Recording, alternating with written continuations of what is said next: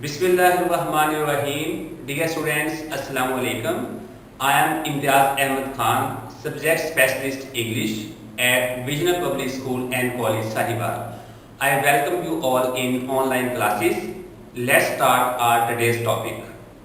Students, आज letter number 4, 5, 6 हम discuss करेंगे.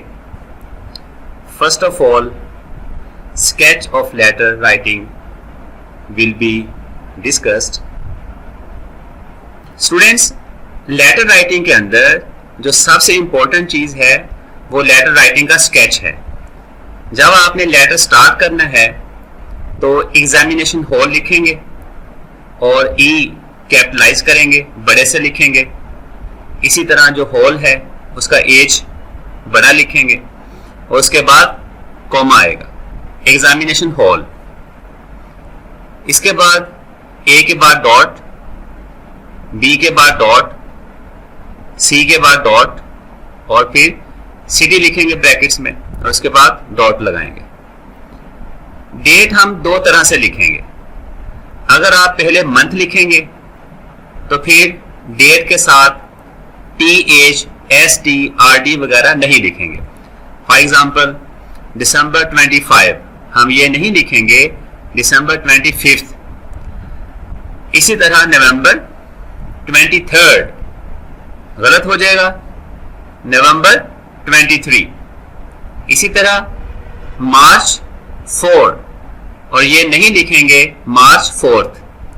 और अगर हम डेट के साथ TH, ST, RD वगैरह लिखना चाहते हैं तो फिर डेट को पहले लिखेंगे और मंथ बाद में आएगा.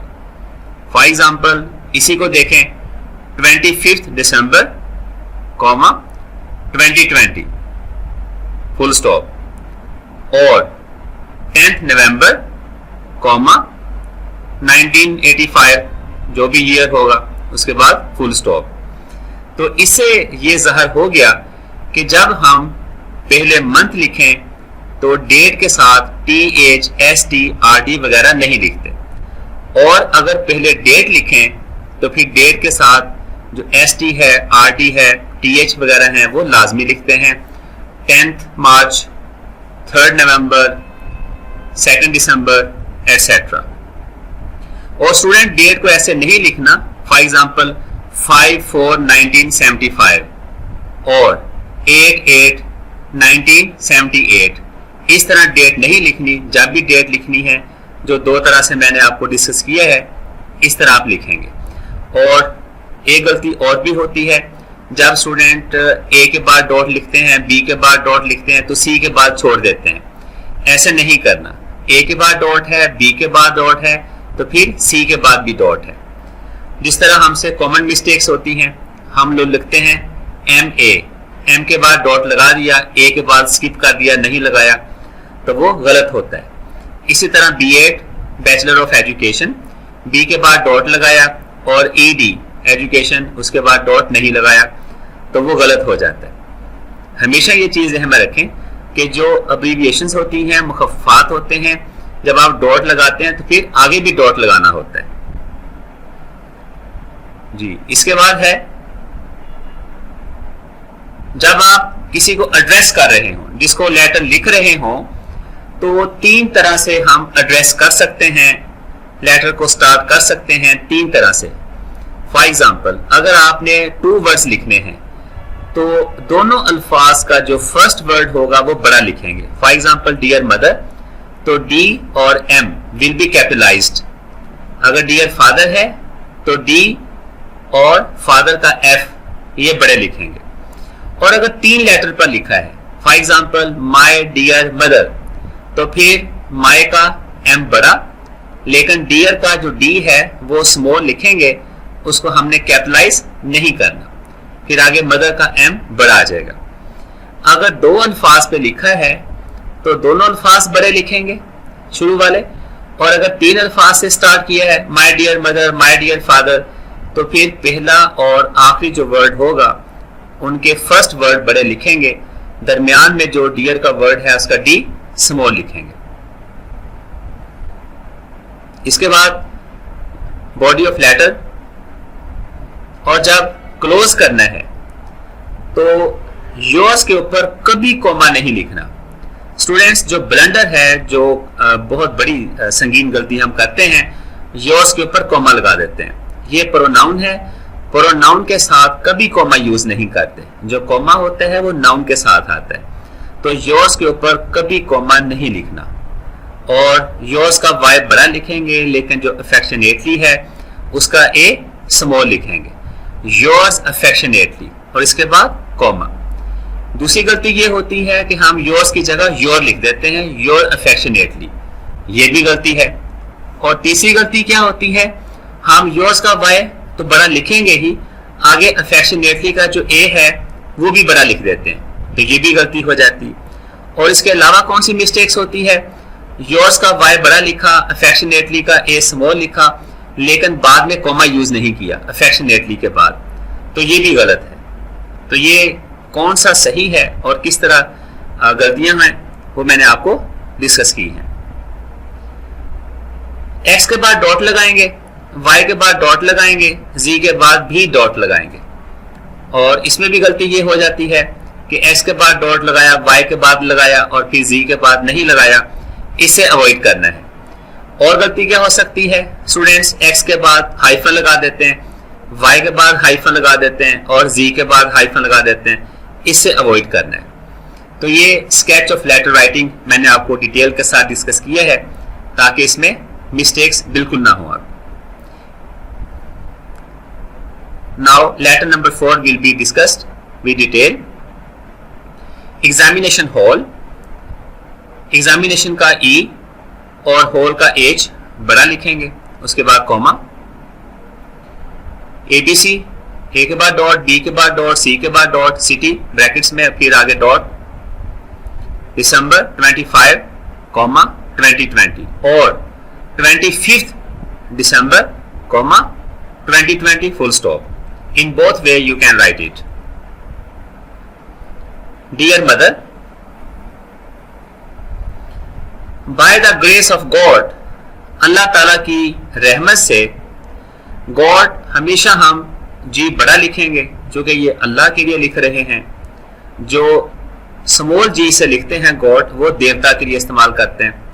तो अल्लाह के लिए जो गॉड का जी है वो हमेशा बड़ा लिखेंगे। By the grace of God, Allah की रहमत से, आई होप, मुझे उम्मीद है, my letter will find you in the best of your health, मेरा खत आपको बेहतरीन सेहत में मिलेगा। मेरा खत आपको सेहत की बेहतरीन हद में मिलेगा। जब मेरा खत आपको मिलेगा, आपकी सेहत अच्छी होगी, ठीक ठाक होंगी, सेहतमंद होंगी।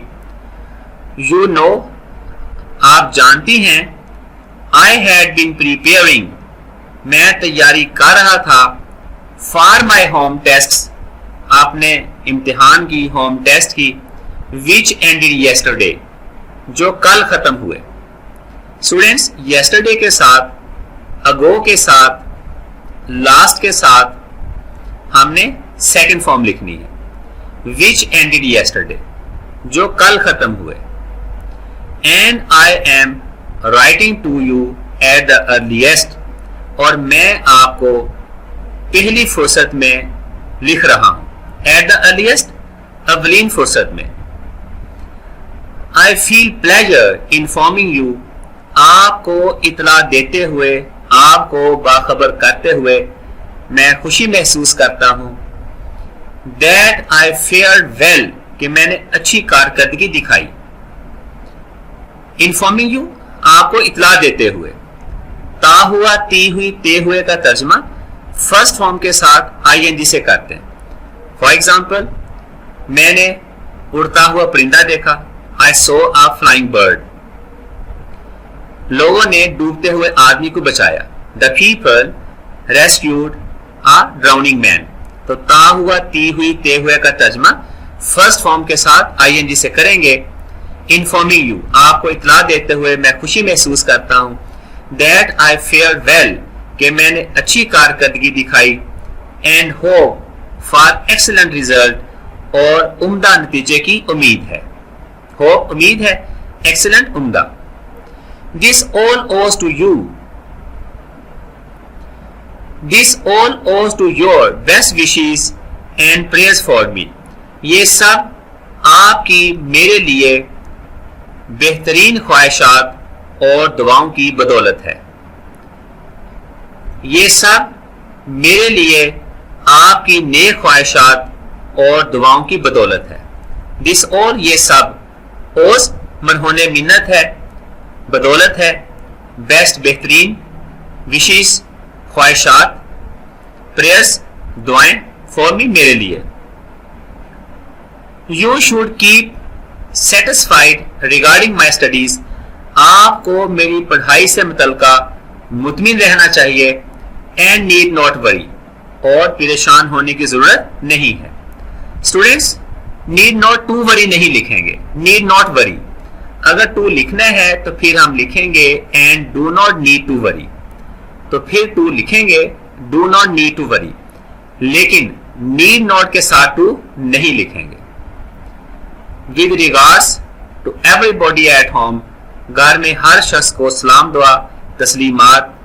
Yours affectionately, comma XYZ।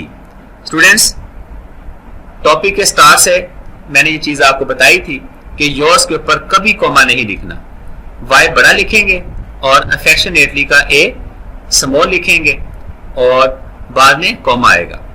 Parents के लिए जब हम लिखते हैं, वालिदैन को लिखते हैं, चचा को लिखते हैं, मामू को लिखते हैं, तो फिर योर्स अफेक्शनेटली और इसके बाद कॉमा, एक्स के बाद फुल स्टॉप, वाई के बाद फुल स्टॉप और जी के बाद फुल स्टॉप। तो ये लेटर नंबर 4 डिटेल के साथ हमने डिस्कस किया है। अब हम लेटर नंबर 5 की तरफ आते हैं। Write a letter to your father, अपने वालिद साहब को खत लिखें, requesting him to send you some extra funds, दरख्वास्त करते हुए कि वो आपको कुछ जायद फंड भेजें, पैसे भेजें, for payment of hostel dues, hostel वाजबात की अदायगी के लिए। पेमेंट अदायगी, ड्यूज वाजबात। Examination hall ABC city, March 25 और 25 March, 2020 full stop.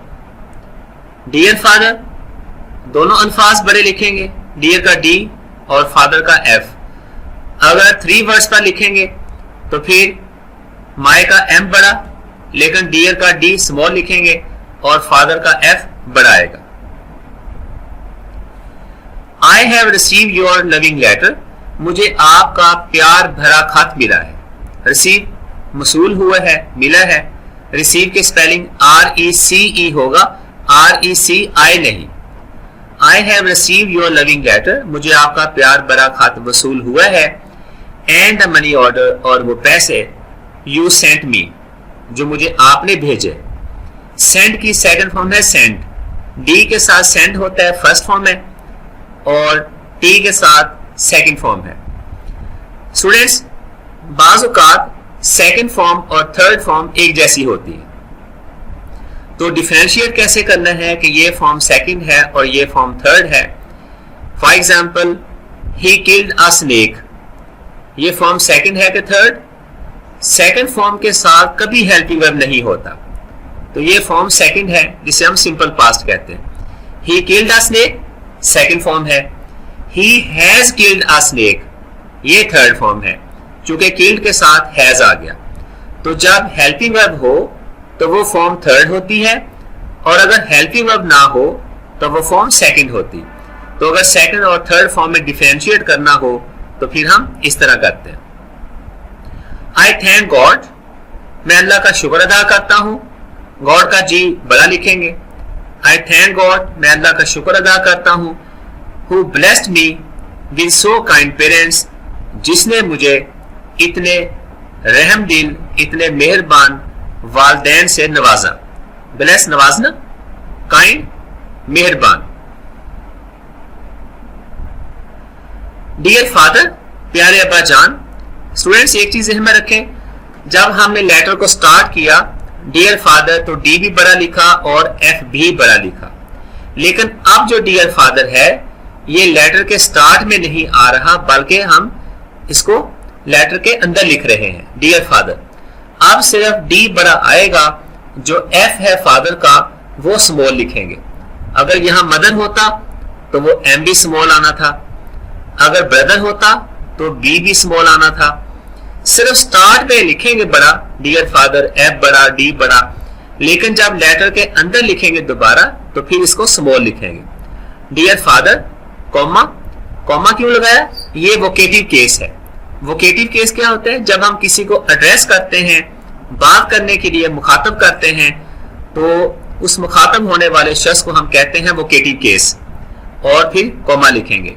Dear father, प्यारे अब्बाजान, for example Naveed, comma, I need your help. इसी तरह डियर फादर, प्यारे अब्बाजान, कॉमा, एज यू नो, जैसा कि आप जानते हैं, that dearness is the order of the day, कि जो महंगाई है बहुत आम है।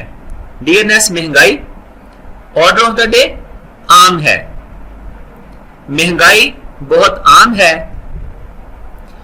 So it is becoming difficult for me, इसलिए मेरे लिए मुश्किल हो रहा है। It is becoming difficult for me, ये मेरे लिए मुश्किल हो रहा है। To manage within the money, कि मैं उन पैसों के अंदर इंतजाम कर सकूं, मैनेज कर सकूं।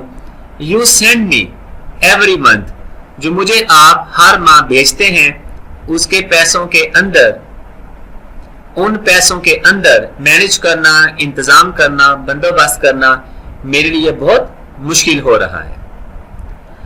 माई hostel dues have been increased, मेरे हॉस्टल के वाजबात बढ़ा दिए गए हैं। Due to rising of goods, अशिया की कीमतें बढ़ने की वजह से, ड्यू टू की वजह से, राइजिंग बढ़ना। And a considerable increase in electricity charges, और बिजली के चार्जेस में, बिजली की कीमतों में बेतहाशा इजाफे की वजह से। कंसिडरेबल बहुत ज्यादा, कंसिडरेबल, इंक्रीज इजाफा, इलेक्ट्रिसिटी बिजली के, चार्जेस कीमतें। देयरफॉर इसलिए, आई रिक्वेस्ट यू, मैं आपसे दरख्वास्त करता हूं, रिक्वेस्ट दरख्वास्त करना, to enhance my monthly allowance, कि जो मेरे महाना अखराजात हैं, महाना जो पैसे हैं, अलाउंस है, उनको बढ़ा दें, इजाफा कर दें। इनहांस बढ़ाना, इजाफा करना, मंथली महाना अलाउंस खर्च। I hope you will consider my demand, मुझे उम्मीद है आप मेरी जरूरत पर गौर करेंगे। कंसीडर गौर करना, ख्याल करना, सामने लाना, मलहूज़े खातर रखना। डिमांड जरूरत, नीड, मुतालबा। I shall be thankful to you, मैं आपका शुक्रगुजार रहूंगा। स्टूडेंट्स, थैंकफुल के साथ, ड्यूटीफुल के साथ, ब्यूटीफुल के साथ, ग्रेटफुल के साथ कभी डबल एल नहीं लिखना, सिंगल एल लिखेंगे। तो थैंकफुल में डबल एल नहीं आएगा, ग्रेटफुल में डबल एल नहीं आएगा, इनको सिंगल से लिखेंगे। योर्स अफेक्शनेटली, आपका प्यारा एक्स वाई जी, एक्स के बाद डॉट, वाई के बाद डॉट, जी के बाद डॉट। योर्स के ऊपर कॉमा बिल्कुल नहीं लगाना। अफेक्शनेटली का ए स्मॉल लिखेंगे और इसके बाद कॉमा लिखेंगे। तो student, letter number 5, letter number 4 की तरह हमने डिटेल के साथ डिस्कस किया, और जहां पे जो भी ग्रामेटिकली पॉइंट डिस्कस करने वाला था वो साथ साथ उसको डिटेल के साथ डिस्कस किया। अब हम लेटर नंबर 6 की तरफ आते हैं। Write a letter to your brother, अपने भाई को खत लिखें। About the importance of the study of science subjects, science के जो मज़ामीन हैं उनकी जो अहमियत है उसके बारे में खत लिखें। इंपॉर्टेंस, सिग्निफिकेंस, अहमियत। एग्जामिनेशन हॉल, ABC सिटी, दिसंबर 25, 2020, फुल स्टॉप। डेट आप कोई भी लिख सकते हैं, इट डजंट मैटर, यही डेट आपने लिखनी है। डियर वकार, नाम है, प्रॉपर नाउन है, तो W हम बड़ा लिखेंगे। डियर वकार, कॉमा लिखेंगे उसके बाद। आई एम वेल हियर, मैं यहां अच्छा हूं। एंड होप यू सो, और आपके लिए ऐसी ही उम्मीद है। I have come to know, मुझे पता चला है। I have come to know, मुझे पता चला है। About your promotion in class 9, आपकी नवी क्लास में तरक्की के बारे में पता चला है। प्रमोट वर्ब होता है, प्रमोशन नाउन होता है, तरक्की। Through the affectionate letter of dear mother, प्यारी अम्मी जान के प्यार भरे खत के जरिए मुझे पता चला है कि आपकी नवी क्लास में तरक्की दे दी गई है, तरक्की मिल गई है। अफेक्शनेट प्यारा, लेटर खत। Mother has also told me, मां ने मुझे यह भी बताया है। स्टूडेंट आपकी बुक में लिखा हुआ था mother has told me also. Students कभी भी ऑल्सो को इस तरह इस्तेमाल नहीं करते। ऑल्सो को हम हेल्पिंग वर्ब के बाद लिखेंगे। मदर हैज ऑल्सो टोल्ड मी, हम ऐसे नहीं कह सकते मदर हैज टोल्ड मी सो। हम ऐसे नहीं कह सकते mother has told me also, वो गलत हो जाएगा। Mother has also told me, मां ने मुझे ये भी बताया है दैट यू आर कंफ्यूज्ड, कि आप परेशान हैं। कंफ्यूज, परेशान। About the choice of subjects, मज़ामीन के इंतखाब के बारे में आप परेशान हैं। चॉइस, इंतखाब। स्टूडेंट्स यहां पे वर्ड है कंफ्यूज्ड, ये कंफ्यूज वर्ड है, तो वर्ड की हमने यहां पे सिफ्त बनाई, एडजेक्टिव बनाया। यू आर कंफ्यूज्ड, आप परेशान हैं। अक्सर हम लिखने में और बोलने में गलती कर जाते हैं। फॉर एग्जाम्पल, अगर कोई चीज अफेक्ट हो रही हो तो उसको हमने आईएनजी वाली फॉर्म से लिखना होता है, और जिस चीज के ऊपर हो रही हो उसको हमने थर्ड फॉर्म से सिफ्त बनानी होती। फॉर एग्जाम्पल, एक सिंगर है तो हम कहेंगे अ बोरिंग सिंगर, वो सिंगिंग का अफेक्ट होगा सुनने वालों के, तो हम ये कहेंगे he is a boring singer, therefore we are feeling bored. इसी तरह this lesson is very interesting, therefore we are interested in it. तो जो चीज अफेक्ट कर रही हो, असरअंदाज हो रही हो, उसको आईएनजी वाली फॉर्म से लिखना है, और जिसके ऊपर हो रही हो उसको थर्ड फॉर्म से लिखना है। For example, a thrilling match, एक सनसनीखेज मैच, थ्रिल्ड स्पेक्टेटर्स, और देखने वाले सनसनी महसूस करेंगे तो हम कहेंगे थ्रिल्ड स्पेक्टेटर्स।